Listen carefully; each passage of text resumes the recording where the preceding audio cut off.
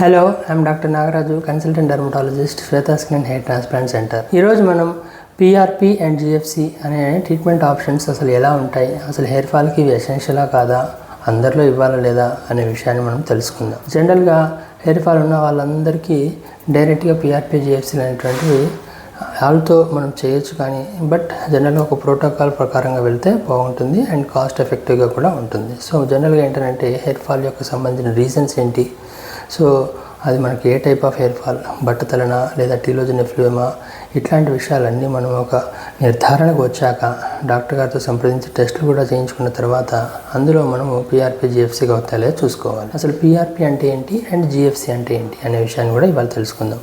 PRP అంటే platelet rich plasma.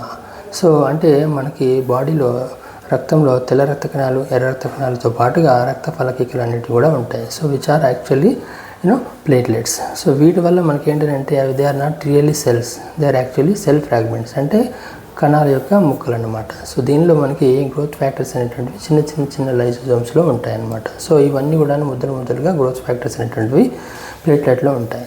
So వీటిని మనము బ్లడ్, కొంత part of blood like 10 to 50 ml రూపంలో మనము హార్వెస్ట్ చేశాక ఆ తర్వాత దాన్ని మనం సెంట్రిఫికేషన్ ప్రొసీజర్ ద్వారా మనము ప్లేట్లెట్స్ని కాన్సన్ట్రేషన్ అనేది ఇంక్రీజ్ చేస్తాం. రక్తంలో ప్లేట్లెట్స్ యొక్క కాన్సన్ట్రేషన్ అనేది 1.5 to 4 lakhs అనేది ఉంటుంది. సో కానీ కాన్సన్ట్రేషన్ చేయడం ద్వారా పిఆర్పిలో యావరేజ్గా మనకి 8 lakhs నుంచి 16 lakhs, అంటే 1 to 2 million యావరేజ్గా మనకి వస్తాయి. సో ఇంత కాన్సన్ట్రేషన్లో మనకి ప్లేట్లెట్స్ అనేటువంటివి చాలా ఎఫెక్టివ్గా పనిచేస్తాయి. సో పిఆర్పి థెరపీలో మనం ఒకసారి అసెప్టిక్ ప్రికాషన్స్లో అంతా తీసుకునేసి ఆ తర్వాత స్కాల్ప్ క్లీన్ చేసుకొని ఆ తర్వాత నంబింగ్ చేసుకునేసి ఆ తర్వాత మనం ఎక్కడెక్కడైతే థిన్నింగ్ ఉందో ఆ ఏరియాని మార్క్ చేసుకొని ఎవ్రీ 1 to 2 centimeter ఏరియాలో రఫ్లీ 4 to 8 units అనేది మనం ఇంజెక్ట్ అనేది చేస్తూ ఉంటాం. సో ఈ థెరపీ అనేది యావరేజ్గా 2 వారాల నుంచి 8 వారాల గ్యాప్లో మనం ట్రాన్స్ప్లాంట్ ముందైనా కానీ ట్రాన్స్ప్లాంట్ తర్వాత అయినా కానీ ఆ రెగ్యులర్ హెయిర్ ఫాల్స్లో కానీ మనం చేస్తూ ఉంటాం. సో ఇది యూజువల్లీ స్టిమ్యులేటివ్ థెరపీ, ఎందుకంటే గ్రోత్ ఫ్యాక్టర్స్ అనేటువంటివి హెయిర్ ఫాలికల్ యొక్క గ్రోత్ని స్టిమ్యులేట్ చేయడానికి పనికొస్తాయి. సో ఎప్పుడైతే స్టిమ్యులేషన్ థెరపీ ఇచ్చినప్పుడు దానికి సప్లిమెంటరీ థెరపీ కూడా ఇవ్వాలి. సో దానిలో మనకి సీరమ్స్ కానీ, మినాక్సిల్ కానీ, బయోటిన్ కానీ, డిఎస్టీ బ్లాకర్స్ కానీ ఇవి కూడా మనకు అందజేస్తే ఎఫెక్టివ్ అనేది చాలా ఎక్కువగా అనేది ఉంటుంది. సో యావరేజ్గా పిఆర్పి యొక్క సెషన్స్ నెలకు ఒకసారి ఆర్ 2 weeks ఒకసారి చేస్తూ 6 నుంచి 12 సెషన్లు అనేవి జరుగుతాయి.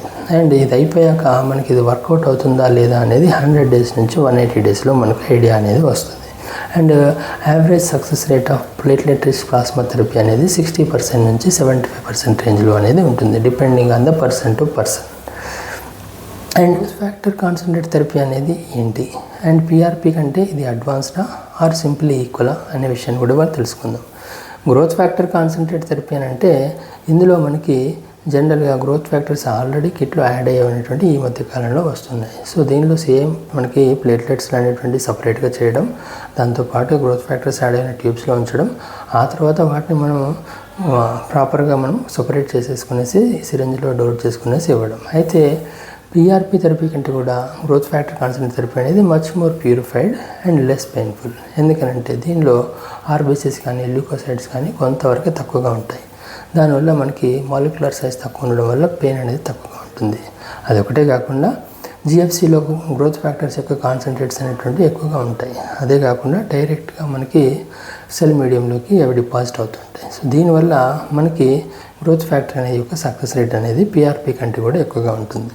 అండ్ దీని సెషన్స్ కూడా 2 వారాలకు ఒకసారి నుంచి 8 వారాల గ్యాప్లోనే చేస్తూ ఉంటారు. అండ్ దీనిలో కూడా ట్రీట్మెంట్ అనేది మనకి 3 నుంచి 6 నెలల్లోనే ఐడియా అనేది వస్తూ ఉంటుంది. సో యావరేజ్గా జిఎఫ్సి యొక్క సక్సెస్ రేట్ అనేది 70 నుంచి 85% పీపుల్లో వర్కౌట్ అవుతూ ఉంటుంది, depending on the person to person.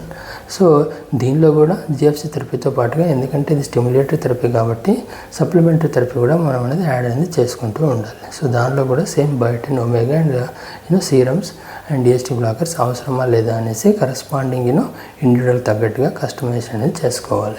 ఇదంతా చేసుకుంటేనే ప్రాపర్గా మనకి గుడ్ అమౌంట్ ఆఫ్ సక్సెస్ అనేది ఉంటుంది. సో ఇవి యాజ్ యూజువల్ కొంచెం ఎక్స్పెన్సివ్ ప్రొసీజర్స్ కాబట్టి మన యొక్క హెయిర్ ఫాల్ యొక్క కేటగిరీ ఏంటి, దాంతోపాటుగా కారణాలు ఏంటి, దాంతోపాటుగా టెస్ట్లు అయ్యాయా లేదా, ఆ తర్వాత మనకి ట్రీట్మెంట్ ప్లాన్ అనేది సింపుల్గా ట్రై చేసామా లేదా కంబైన్గా ట్రై చేసామా ఆర్ మన యొక్క గోల్ ఆఫ్ ట్రీట్మెంట్ అనేది ఎకనామికా ఆర్ అబ్సల్యూట్ పర్ఫెక్షనా, దాన్ని బేస్ చేసుకునేసి ఒక ట్రీట్మెంట్ ప్రోటోకాల్ డాక్టర్ గారితో కన్సల్ట్ చేసుకునేసి ఆ విధంగా మనం ఒక ప్రోటోకాల్ డివైడ్ చేసుకునేసి ట్రీట్మెంట్ అనేది చేసుకోవడం అనేది బెటర్. సో చూశారు కదా.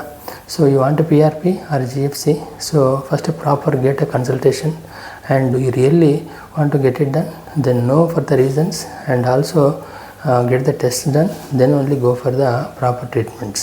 ఓకేనా? మీకు ఇంకేమైనా డౌట్స్ ఉంటే కింద కమెంట్స్ రూపంలో తెలియజేయండి. Your doctor Nagaraju. Growth factor concentrate therapy అనేది ఏంటి అండ్ పిఆర్పి కంటే ఇది అడ్వాన్స్డా ఆర్ సింప్లీ ఈక్వలా అనే విషయాన్ని కూడా వాళ్ళు తెలుసుకుందాం.